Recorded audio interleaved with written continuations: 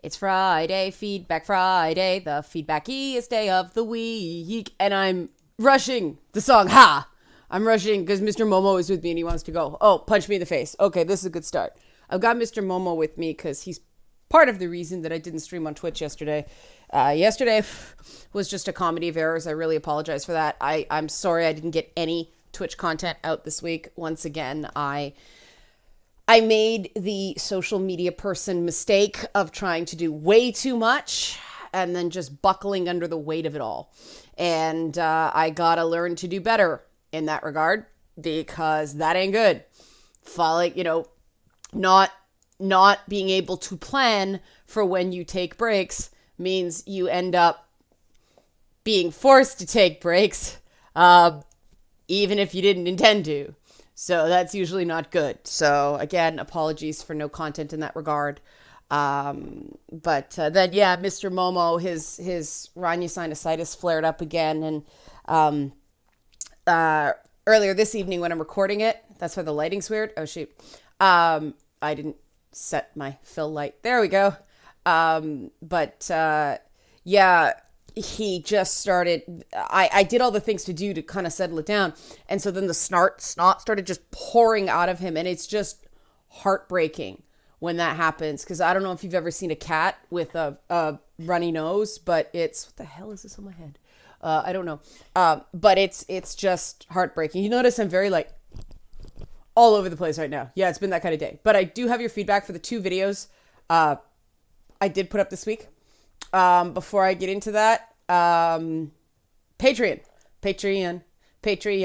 You should become a member. Patreon.com/Anna K. Because apparently, and this is all, of course, just fill in the blank sort of thing, but when it's the YouTube algorithm demonetizing videos, when it's just their word search, finding a keyword and going, nope, can't say that, the video gets demonetized right away. A few videos, and it's impossible to know which ones they're gonna be, but some of my videos are getting demonetized. I'm blowing the cat hair off my keyboard. Some of my videos are getting demonetized from the first couple days of being up, not right away when it's been up for a bit. So somebody may be reporting my videos, and all I have to say to them, like I said on Twitter, I'm in your head. So yeah, so Patreon's very important because that stops me from being at the slings of arrows of YouTube's algorithm fortune. But getting to the videos, the Joker stuff, the comments were interesting. You can tell my videos are it's funny because I get a video that does well on the YouTube algorithm, and I get a bunch of low quality comments from people I've never seen on my channel before. And that is always this is why I don't try to game the algorithm. It's all the new stuff is junk. But for those of you whose names I do recognize that continue to participate, it was really good feedback. It was kind of a mix of Joker history with yes, when the Joker first started out, he was pretty hardcore. And then they sort of nuke the character. They nerf the character to come into line with the comics code. It was very horrifying, with, the Joker origin story, that this chemical with the face that clenched up, and freaking terrifying. And yeah, then when the comics code came in after the 10-cent plague situation, seduction of the innocent, all that stuff, then it kind of got nerfed. But that was in the Joker from the beginning, based on the standards of the day. I mean, you go back and see some of those crime comics that Batman was based on, like the Batman comics in general, they were very violent, very, very violent.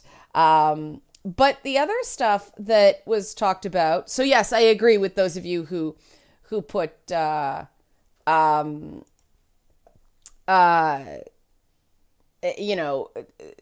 stuff about comic book history. Sorry, I'm trying to find the comment, because some of the other interesting comments are about the comment I made about the incel inclusion. And One person thanked me for the topic of being an unperson. Miller number one said, I really appreciate that you brought up the idea of unperson. For all the left's talk of othering, they practiced unpersoning in a way and at a level that is truly horrifying. Bracket, the right is not immune, but has not developed the tools in the media to do so nearly as effectively. Yeah, that's something that, as somebody who's marginally on the left, it's kind of funny because, I took the vote compass test for the upcoming election, and my progressivism is way up here, but in terms of economics, I'm just left of center, wedged in somewhere between the liberals and the NDP up here, which is interesting. I took it. Bless you, Momo. See, he's sneezing. Oh, you can't see him. He's just off camera, right, Momo? You want to be alone? Yeah. But because I'm not in an echo chamber of any kind, unless I look down at my own chest, that creates its own echo chamber. Oh, gonna get demonetized for that. Okay, but I see the deplatforming. There's deplatforming, which is somebody losing a venue to speak. But then there is unpersoning, treating people like they don't matter. And what's ironic to me is that this is the major problem with the criminal justice system and mass incarceration, which is supposed to be a left-wing issue. And yet the left perpetuates this idea of if you make certain mistakes, you just don't matter anymore. Lock you up and throw away the key if you're lucky. And it's the thinking behind these things that really fuels these things, because you can go issue by issue and constantly be falling behind in terms of, education, or you can actually tackle the systems of thought underneath underneath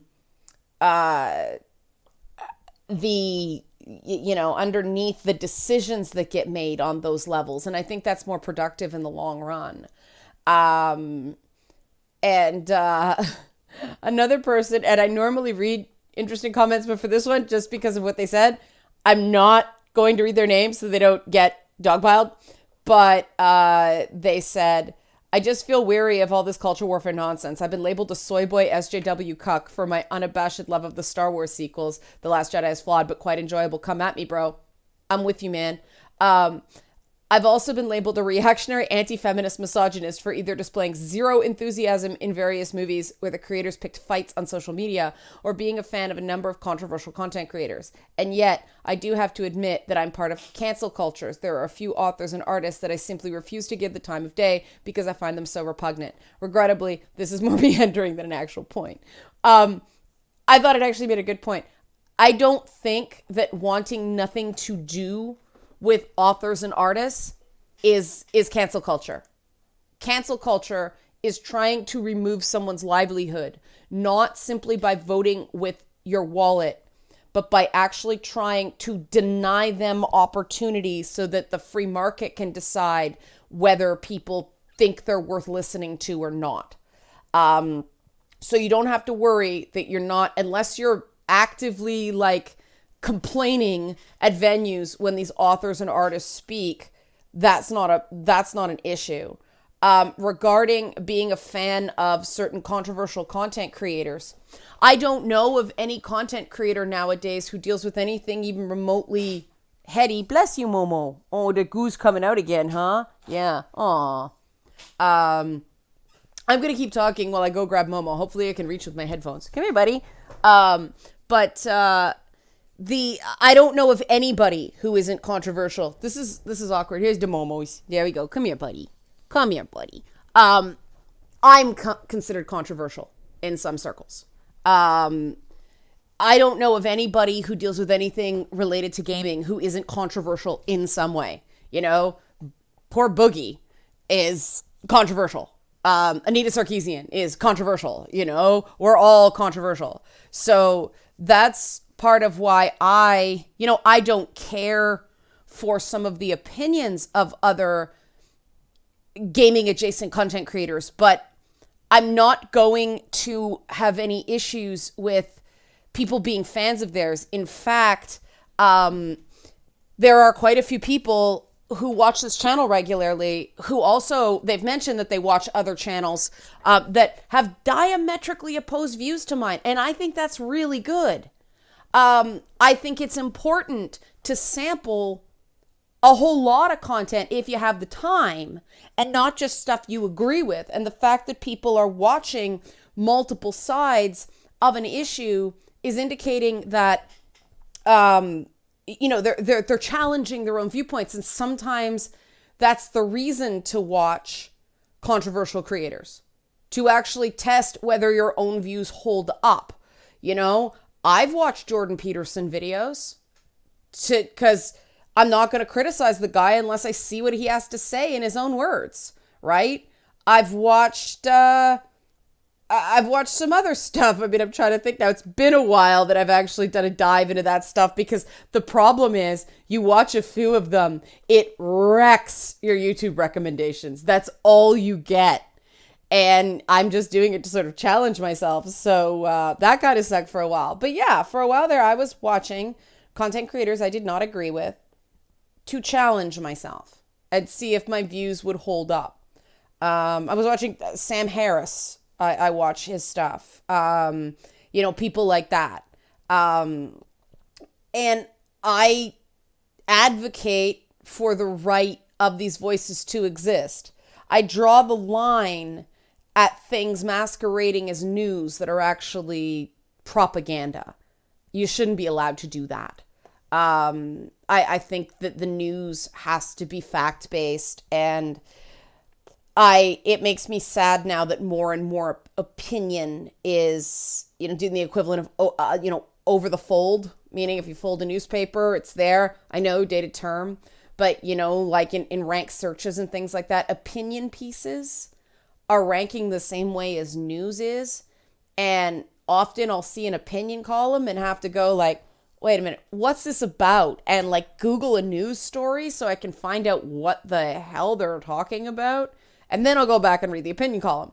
But politics is especially bad for that. But a lot of gaming is really bad too, because you can get an opinion column out far faster than you can vet a news story.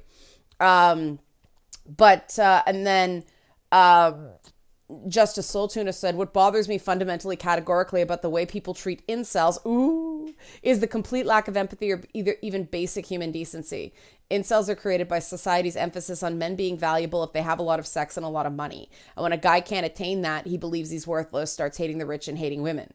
Obviously, this isn't justified, but what we shouldn't do is then further hate these people and call them virgins and losers, increasing the toxicity of their situation. You have to pity these people because they're a victim of societal standards that people keep propagating. But no, nobody does. They just scorn them and fear them and make their situations even worse, only until it's too late and they act violent and everybody's wondering who to blame. Then they blame video games and anime and all the safe havens that people have to make them not feel like worthless pieces of shit. Society claims to be tolerant and progressive in one breath, but vilifies and looks down on people who don't fit traditional stereotypes of success in another breath.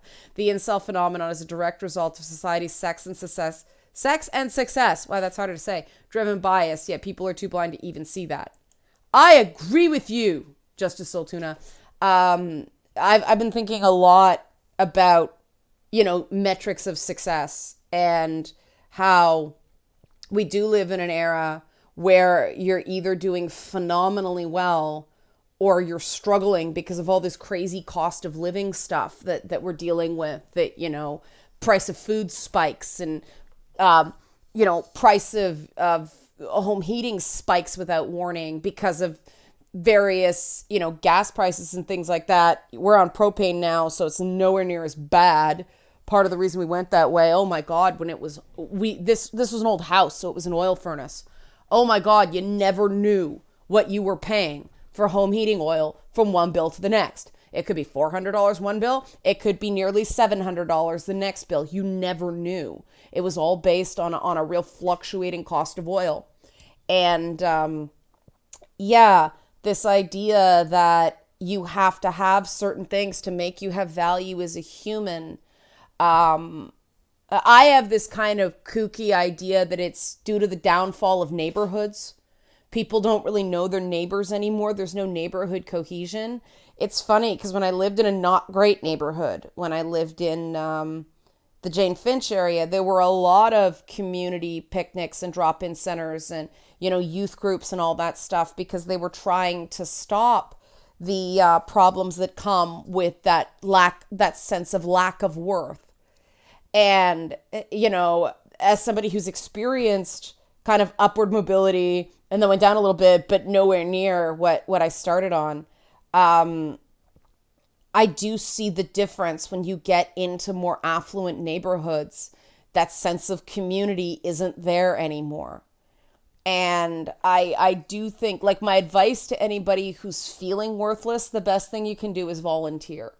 If you have the time and if your health is up to it. But volunteering, there are a lot of organizations that could use them, animal shelters, human shelters, there's a lot of different places that, if you drive, stuff like Meals on Wheels, there are organizations, they're different area to area, but help, older people get to medical appointments, things like that. There's a lot of opportunity to give back, and it definitely gives you a sense of purpose that this treadmill of earning money doesn't. Speaking of earning money, onto the segue about the Sesame Street video. I expected some really crazy comments, and I got them again because,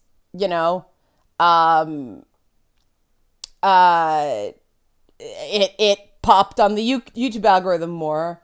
But the thing about socialism came up. One person, and I'm always impressed when people go this granular. Ruari Mailer, sorry man, I don't recognize your name. But I assume it's a man. They, we'll go with they. Hi, Leanna. In this video, you conflate the Frankfurt School and Stalinism-Leninism, in the process combining two separate Marxist traditions which run contrary to your usual nuance. Do you think we need to distinguish between different strands within intellectual traditions, even if Marxists don't treat discussions about Sesame Street or capitalism with the same even-handedness? Yes, I do. I didn't actually. What I was saying was the Frankfurt School has put this idea into our culture, but then Marxism surged because that was the whole point of the Frankfurt School, was to get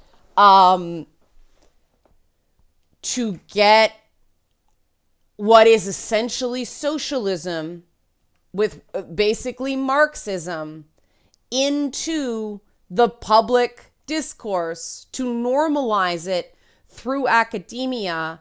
And they change it. Sorry, I have the thing up here. They change it enough to make it not seem like Marxism. But at the core, it's Marxism with postmodernism. And that's even more dangerous. But the whole point of it is to soften things for eventually a Marxist cultural attitude of sameness. And they use a lot of fancy words to go around it, but I've looked into this quite a lot. I've done quite a lot of research. Again,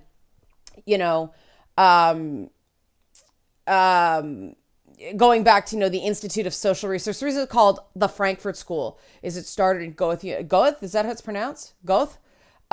University, Frankfurt, Germany.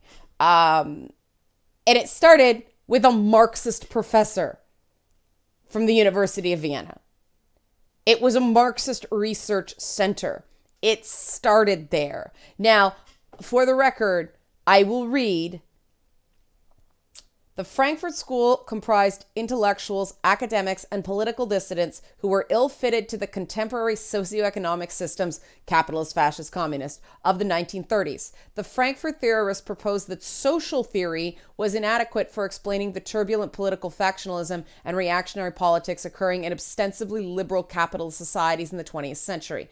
Critical of capitalism and Marxist-Leninism as philosophically inflexible systems of social organization, the school's critical theory research indicated alternative paths to realizing the social development of a society and a nation. And then the Frankfurt School perspective of critical investigation, open-ended and self-critical, is based upon Freudian, Marxist, and Hegelian premises of idealist philosophy. To fill the omissions of 19th century classical Marxism, which could not address 20th century social problems, they applied the methods of anti-positivist sociology, of psychoanalysis, and existentialism. For people that don't know what anti-positivism is, it's a theoretical stance that proposes that the social realm cannot be studied with the scientific method of investigation applied to nature, and that investigation of the social realm requires a different epistemology. So that's what we're dealing with here. It does have a Marxist base. And the problems in common, yes, I would argue that the Frankfurt School is worse in some ways than the Marxist base because of that anti-positivism streak and the critical theory streak. That critical theory is the reflective assessment and critique of society and culture by applying knowledge from the social science and the humanities. Critical theory has origins in sociology and also in literary criticism. This is all what we get into of I feel this, therefore it is real. And there's something to be said for a person's lived experience, but you actually need some facts to back yourself up. That's not the constipation. But so while, yes, agreed, the Frankfurt School is not the same as classical Marxism. They're not equal. There's a lot in common. And the criticisms of capitalism, and to the point that people don't really know what capitalism means anymore. Like, people don't know. They think it's screw the little guy, and that was never what it was supposed to be about. The problem with these socialist systems is people could never own anything. And so who owned everything? The state. Who controlled the state? The powerful. How is that different from basically feudalism? Not at all. The thing that created the middle class was capitalism. The thing that created America was lousy mercantilism because Americans got pissed off about it. But we do have to be honest and not get too mired in semantics. Frankfurt School and Marxism share a common root. And the Frankfurt School, the dissemination of Frankfurt School ideas is at the root of a lot of these inabilities to talk about these social problems. And it is no accident that people educated in the Frankfurt School philosophies, in the Frankfurt School method, then think socialism is really great, and then they start quoting Marxist principles without necessarily realizing what they mean. This idea that socialism is better, like actual primarily socialist, not mixed economies, socialism.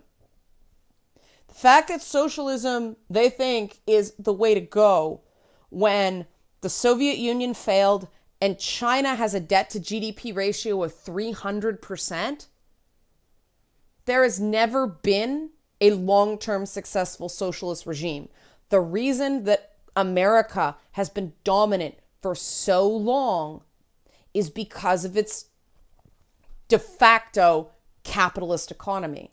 that it allows innovation. Now, this idea that, as another commenter, I went back to comments. See that segue? Where's my cursor? Okay, there I am.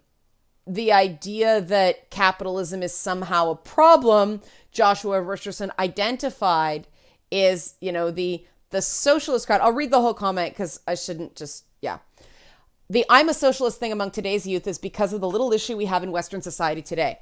We don't have social classes. We have economic classes. In a society with social classes, you are who your parents were. If your parents were counts, you were always going to be a member of the nobility. If your parents were blacksmiths, you were always going to be a blacksmith. If your parents were peasant farmers, then you were going to be a peasant farmer your whole life. Then the American Revolution happened and the U.S. decided to reject the concept of feudal social classes. America, and most of the West as well, don't have social classes. They have economic classes. In a society with economic classes, you are what your bank account says you are. The classes in society that runs on capitalism and economic classes, one that ranges from zero to millionaire. I think that's like it's zero to trillionaire. Now, this allows a person to move up in society by working hard and earning money, but also means you can slide down in social status if you get fired and lose your job or have a big medical bill that drains your bank account. This scares a lot of people. There have been two responses to this, both trying to bring back the feudal concept of social classes that were rejected by the U.S. Constitution. One is the racists who try to implement a sort of social class system based on skin color. They got a good run of about 100 years via segregation, but ultimately the U.S. rejected this and ended segregation. The segregationists still refused to accept they lost, hence the alt-right. It's an interesting connection. The other is the socialist crowd, who are really just a bunch of kids from middle-class backgrounds who've never had to work for anything in their life and are terrified of the idea that they will be lowered down to the working class just because they aren't willing to put in the same level of effort their parents did. They love the idea of government helping everyone out because it means they have a social safety net that will stop people from falling back down to a lower socioeconomic class. They want the safety that comes from feudal social classes, but they don't understand that requires eliminating the ability of people from lower classes to move up. They want something that can't exist, but they refuse to believe such a thing can't exist. They've never experienced the nightmare that is trying to extract resources from a government agency that is hard up for cash because they're underfunded and can't give everyone what they need because their parents were well off and they never needed such things. They've never known a life where whole neighborhoods were destroyed by crime, drug abuse, and child sex abuse, all fueled by a welfare state that rewards people for exploiting the system and punishes people for trying to work hard and move up in life. They've never seen welfare moms dump their kids off with a child molester so they can spend their night partying while their welfare check arrives.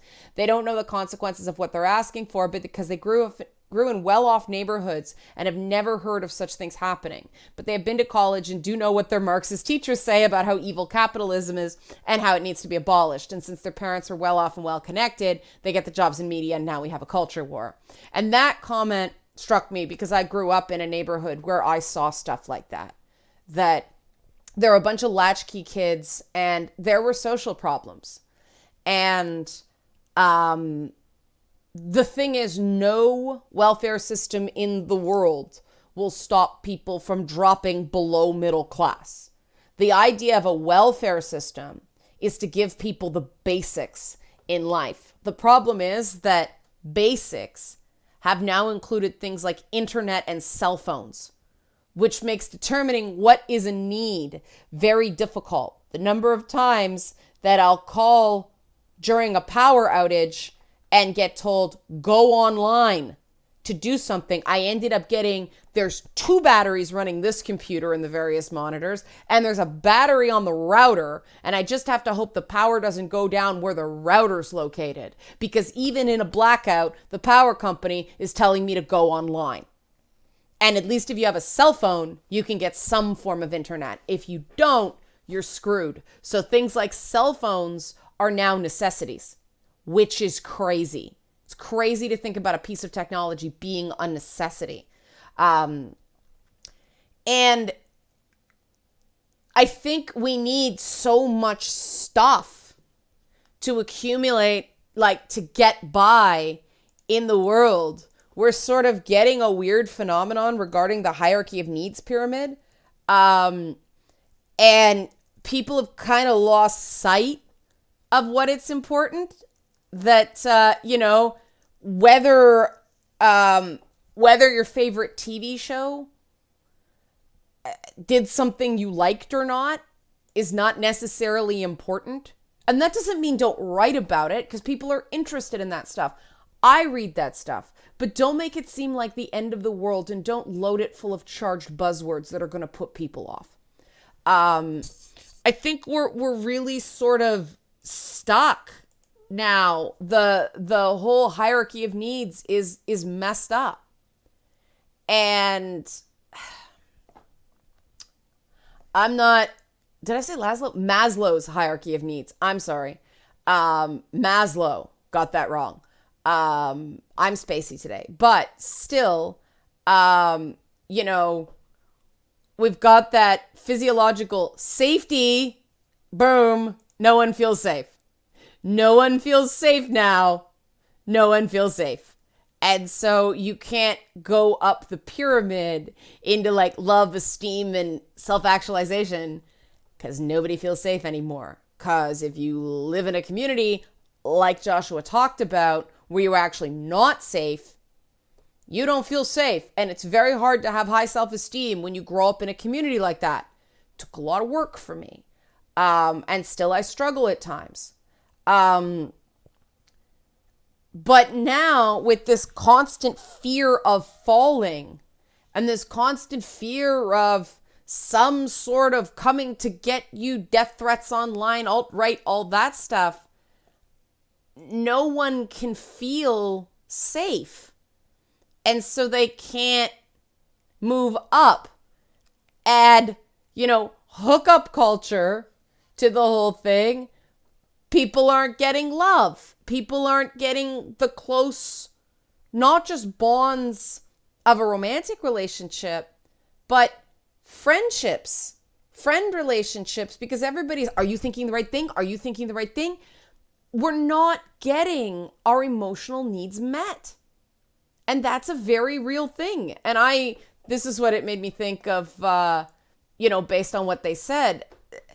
This idea of a feeling of accomplishment you cannot get when everybody has everything, And so people can't hit that self-fulfillment idea, the idea that you've achieved your potential. Too many people are trying to jump the belongingness and esteem things and jump into that creative activities as a form of therapy. And let me tell you, if you're not really centered in yourself when you do those very public creative things, it's going to get bad. And that's where I want to end by just saying one more thing about, I know this is long, but there was a lot, like this is deep stuff, and I do like to do a combination of, hey, I agree, and all right, I'll make the nuance, because yes, it's a worthy goal. I want to talk about what was going on with Blizzard and that Hearthstone player. And please check out Mark Kern's Twitter feed. As a Taiwanese American and a guy who has worked with Chinese funded companies, he has some absolutely wonderful insights that, to me, it's like that missing piece in Mark's thinking.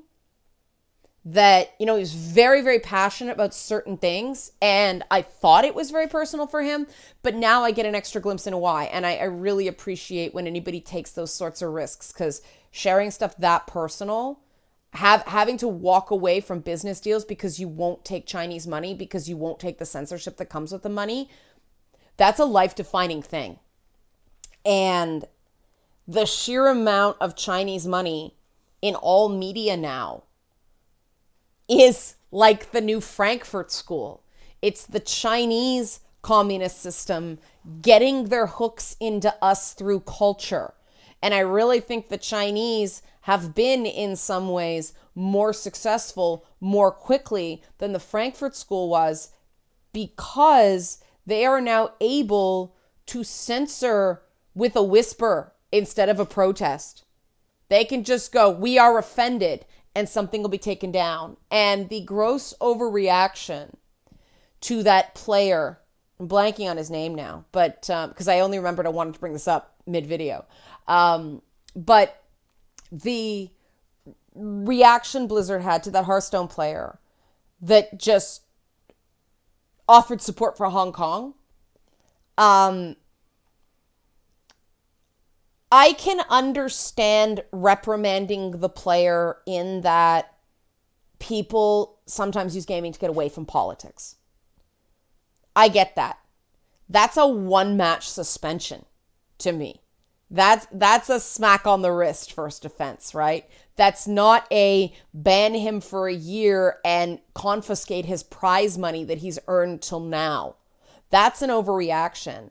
And I think that's why this whole thing caught fire the way it did. Even apparently including inside Blizzard where employees are not happy about what they did. And everybody's terrified of the Chinese. I mean, we have issues in Canada where we have treaties with the US. You can't decide to not honor a treaty. You have to honor your treaties. And so Canada had a treaty with the US that people can't flee to Canada to escape prosecution in the US. So Canada,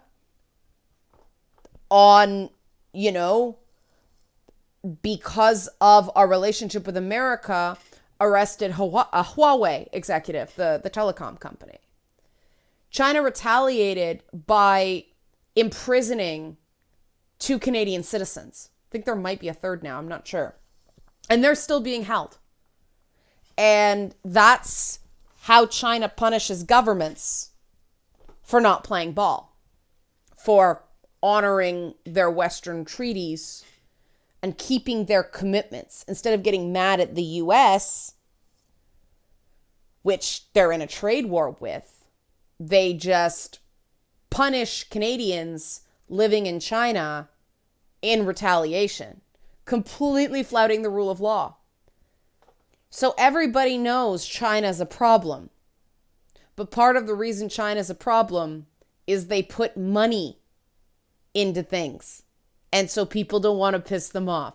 Money has muzzled people, has changed opinion in the way that all the indoctrinating education and all the fascism couldn't. It's Brave New World all over again. It is Soma. Money has become like a drug and all China has to do is turn off the tap. And that's really scary. I'm disappointed. I wasn't playing any Blizzard games, but, so I can't say I'm not playing anything anymore, but I certainly won't now. I was thinking about getting into Classic WoW, but I'm not going to do that now because of this. So, sticking to my principles, and I'll sign off now. That was really long. I'm really sorry. Crazy week, rambly, Momo, I know. Help support this channel, become a monthly patron, patreon.com/Leanna K. Patreon. You should become a member. Patreon.